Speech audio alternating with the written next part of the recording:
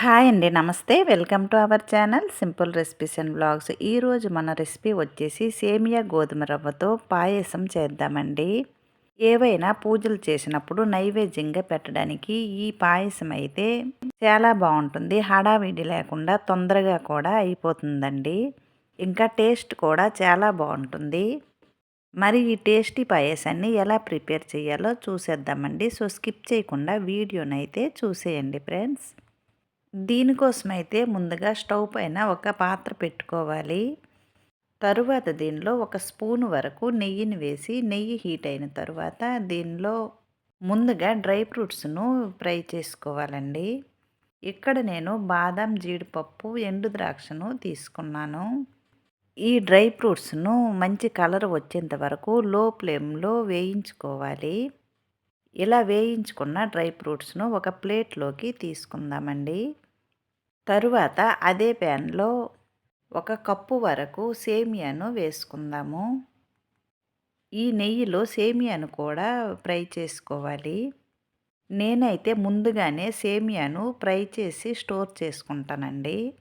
అందుకని ఈ ఫ్రై చేసిన సేమియానే నెయ్యిలో మరికొద్దిగా ఫ్రై చేసుకుంటున్నాను.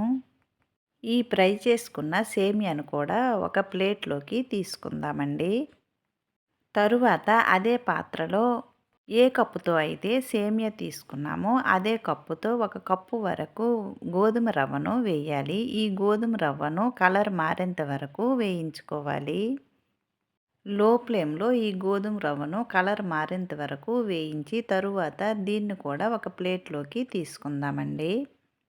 తరువాత అదే పాత్రలో 2 స్పూన్ల వరకు పంచదారను వేయాలి. ఎక్కడైతే ఏ కప్పుతో అయితే గోధుమ రవ్వ సేమియా తీసుకున్నామో అదే కప్పుతో ఒక హాఫ్ కప్పు వరకు పంచదారను వేయాలండి.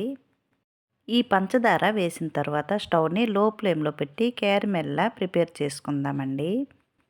చూడండి, పంచదార అయితే నెమ్మదిగా మెల్ట్ అవ్వడం స్టార్ట్ అయింది. ఇలా కలర్ మారేంత వరకు దీన్ని కలుపుతూ ఉండాలి.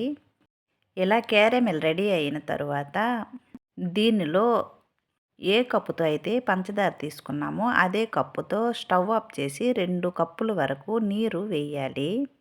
ఈ పంచదార అయితే ఈ కలర్ వస్తే సరిపోతుందండి. ఇంకా బ్లాక్గా వచ్చినట్టయితే చేదు వచ్చేస్తుంది. ఈ క్యారమెల్లో అలాగే పాలు వేసినట్టయితే విరిగిపోతాయండి. అందుకని ముందుగా 2 కప్పుల వరకు నీరు వేసి ఒకసారి కలిపి స్టవ్ ఆన్ చేసి మరిగించుకోవాలి. ఇలా చేయడం వలన పాయసం అయితే మంచి కలర్ వస్తుందండి. ఇలా నీరు వేసిన తర్వాత దీనిలో ఏ కప్పుతో అయితే గోధుమ రవ్వ సేమియా తీసుకున్నామో అదే కప్పుతో 6 కప్పుల వరకు పాలు వేయాలి. స్టవ్ని మీడియం ఫ్లేమ్లో పెట్టి ఈ పాలును వేసి పాలు మరిగించుకోవాలండి. ఒక కప్పు గోధుమ రవ్వ, ఒక కప్పు సేమియాకు 2 కప్పుల వరకు నీరు, 6 కప్పుల వరకు పాలు అయితే వేసామండి. మొత్తంగా 2 కప్పుల క్వాంటిటీకి మనం 8 కప్పుల వరకు నీరు, పాలు అయితే యాడ్ చేసాము. ఈ పాలు మరిగిన తర్వాత దీనిలో అదే కప్పుతో ఒక కప్పు వరకు పంచదారను వేయాలి.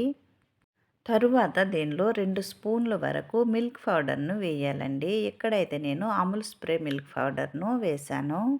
ఈ మిల్క్ పౌడరు గడ్డలు లేకుండా బాగా కలుపుకోవాలి. ఈ పంచదార కరిగిన తర్వాత దీనిలో మనం ముందుగా వేయించి పెట్టుకున్న సేమియాను వేయాలి.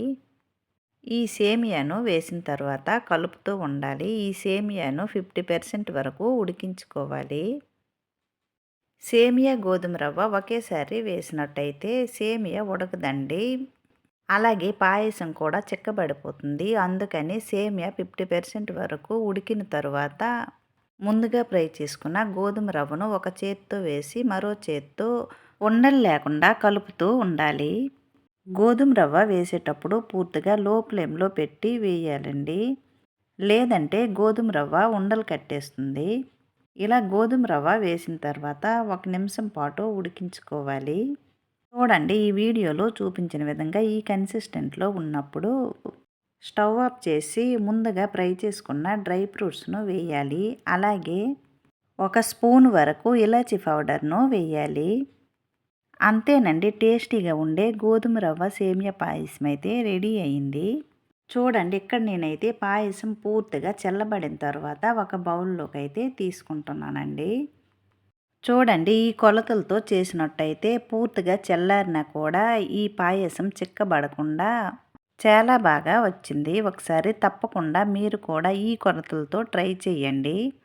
ఎన్ని గంటలైనా చిక్కబడకుండా బాగా వస్తుంది.